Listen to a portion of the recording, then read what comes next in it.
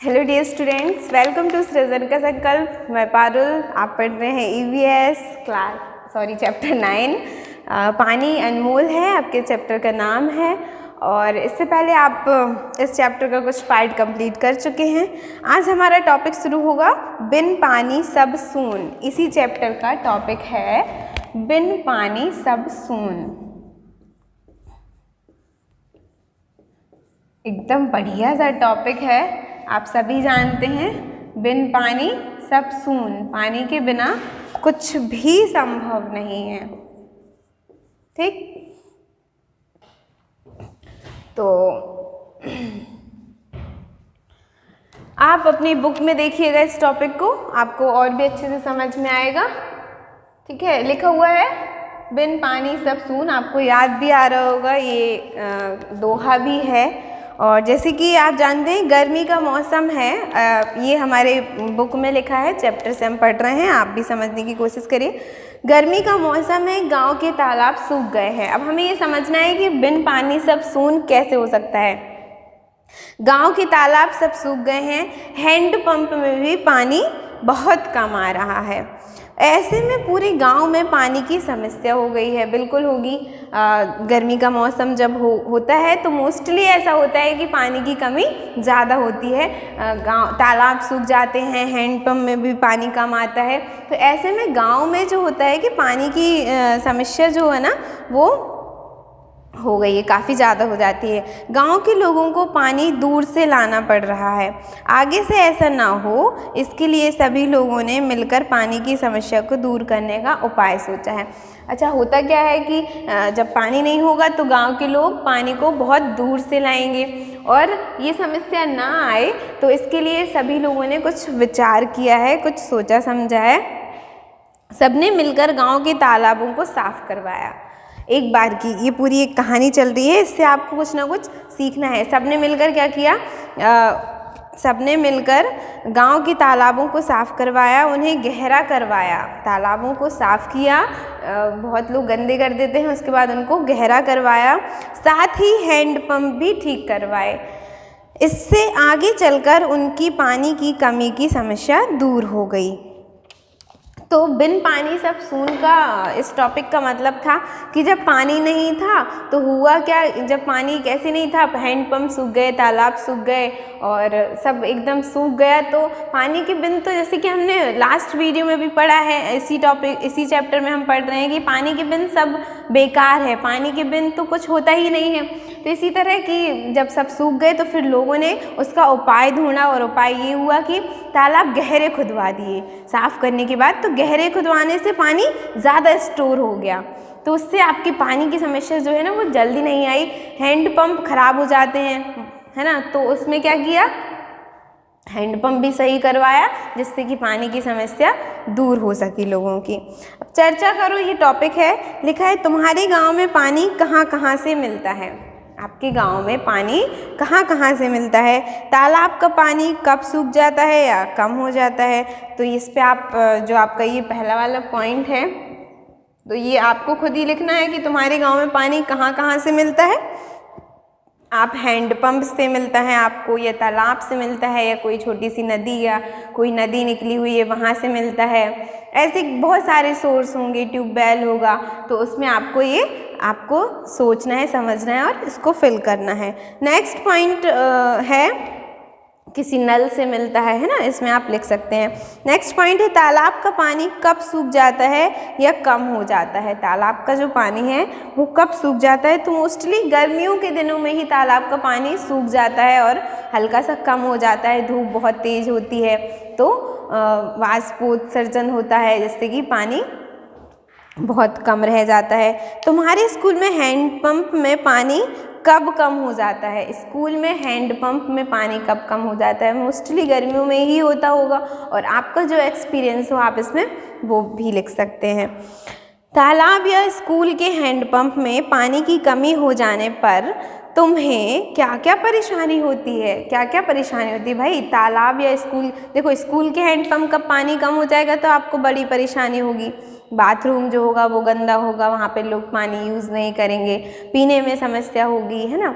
और घर पर तालाब सूख जाने से बहुत लोग घर पर वहीं से पानी इस्तेमाल करते हैं, तो उससे घर पर समस्या हो सकती हैं काफ़ी सारी।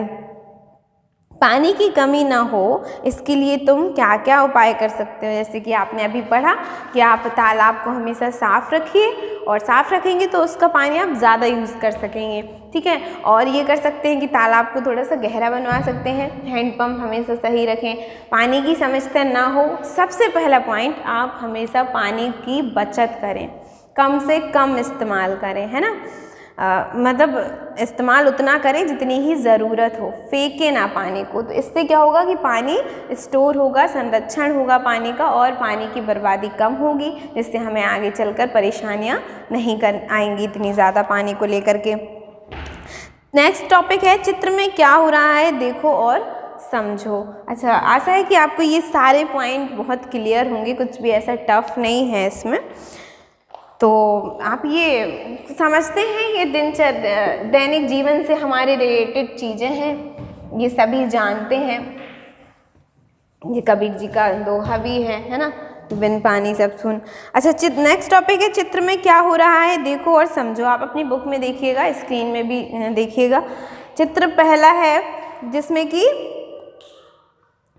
क्या हो रहा है कि लोग पानी को नल से लेकर के जा रहे हैं, लेकिन ध्यान देने वाली बात है, फर्स्ट जो आपका चित्र है एकदम ध्यान से देखिएगा, पहले वाले में हो क्या रहा है कि लोग नल से पानी को भर कर ले जा रहे हैं, लेकिन नल बंद नहीं कर रहे हैं। अपनी बकेट को उठा करके ले गए, लेकिन उन्होंने नल बंद नहीं किया, ठीक। और दूसरे वाले में आप देख रहे हैं कि आपने पानी भरा और नल भी बंद कर दिया, ठीक है।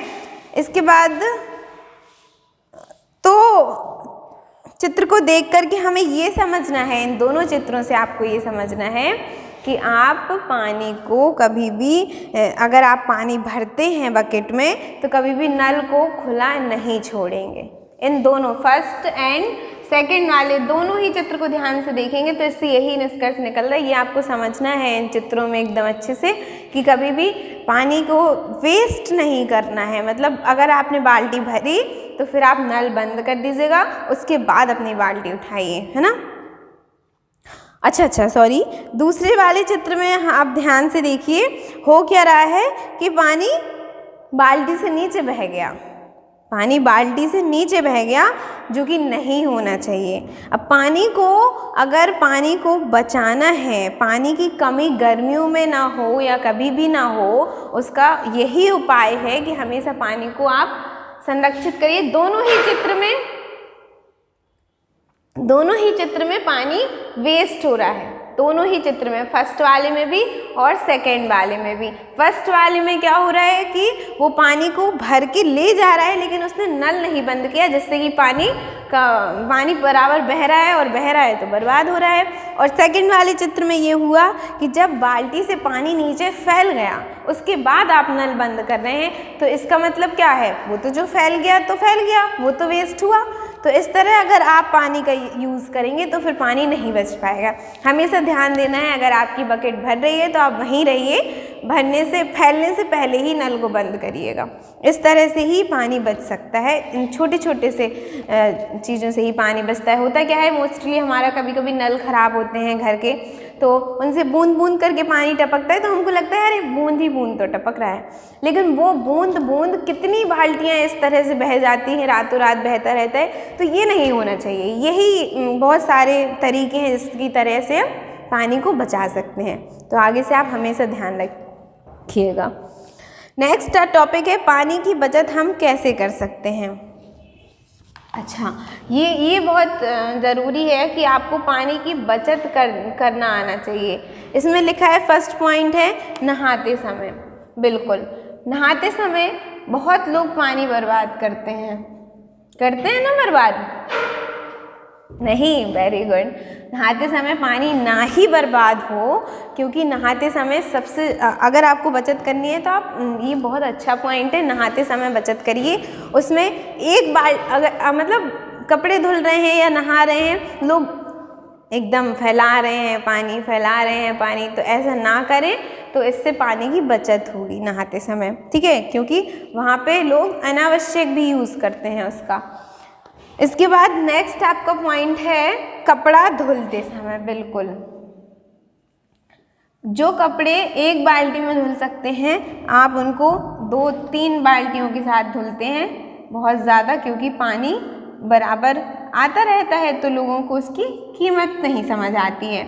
लेकिन कपड़ा धुलते समय पानी को बचाया जा सकता है, ये बहुत अच्छा पॉइंट है क्योंकि उसी में सबसे ज़्यादा वेस्ट होता है। नेक्स्ट आपका पॉइंट है जानवरों को नहलाते समय। जानवरों को नहलाते समय करते हो पानी वेस्ट, बहुत सारा उन पे डालते ही जा रहे हो, होता है कभी? जानवरों को नहलाते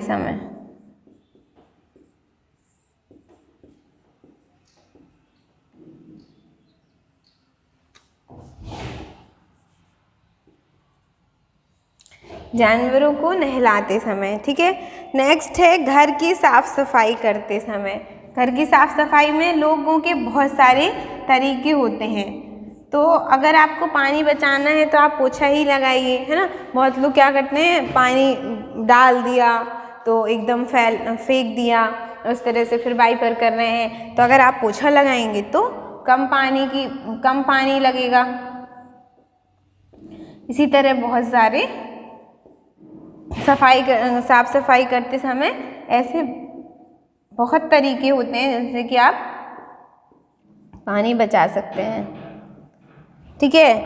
हम अपने दैनिक कार्यों में आवश्यकता अनुसार पानी का प्रयोग करके पानी की बचत कर सकते हैं। मतलब कि बिना अनावश्यक पानी का यूज़ ना करें, उससे पानी की ही बचत होगी दैनिक जीवन में ही। क्योंकि मोस्टली मतलब पानी तो रोज़ ही लगता है, बिना पानी के कुछ नहीं होना है। तो आप 2 की जगह 1 बाल्टी खर्च करेंगे नहाने में तब भी चलेगा, है ना।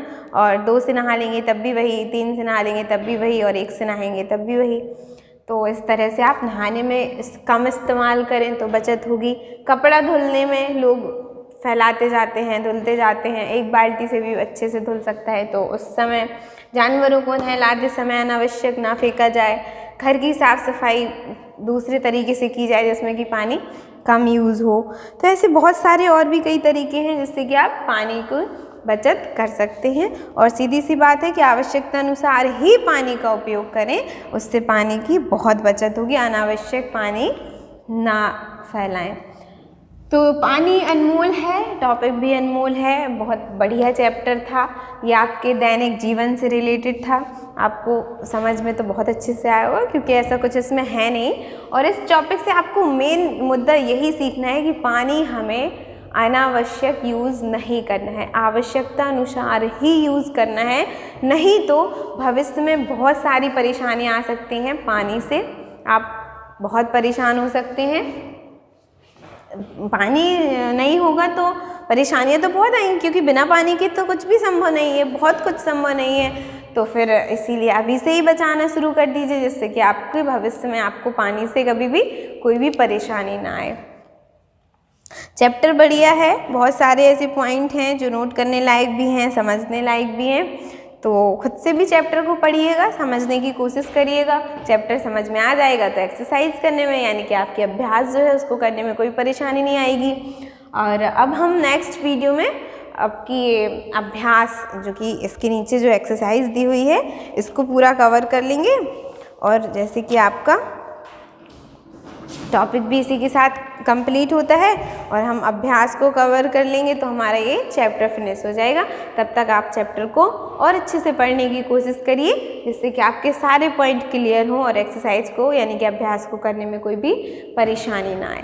थैंक यू सो मच, अपना खूब ख्याल रखिए।